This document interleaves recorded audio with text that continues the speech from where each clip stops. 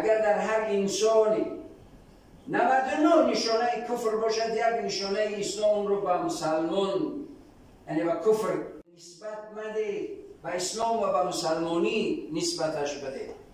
موافق عقیده اهل سنت و جماعت و مذهب امام ابو حنیفه اهل قبله رو کافر گفتن هیچ ممکن نیست.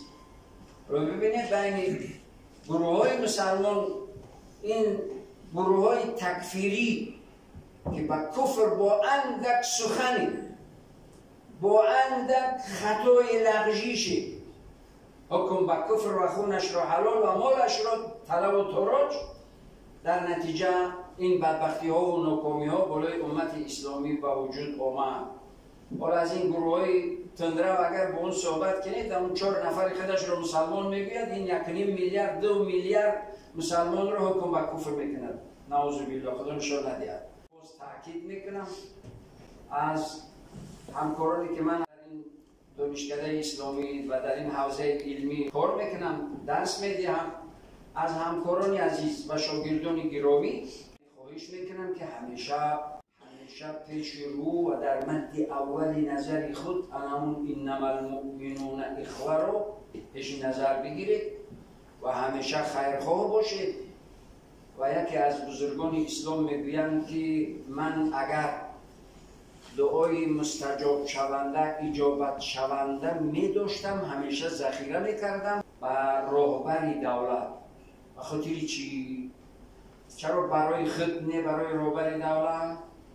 و خاطر که کامیابی راهبر دولت کامیابی ملت و دولت و کشور است.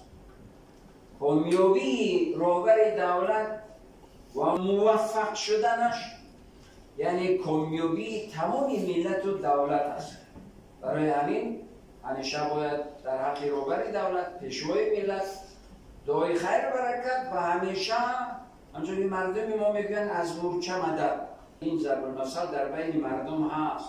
هر کسی به قدر توان خود برای آرامی و برای برادری و برای استواری و برای وحدت ملی با سخن، با قدم، با کاری سهم خود را باید بگذارد. در اخیر از پروردگار کامیابی و سعادت و عزت همه حاضرین را با دعا التجا و تمنا میکنم و در کار این کنفرانسی علمی عملی موفقیت و کامیابی ها تمنا دارم.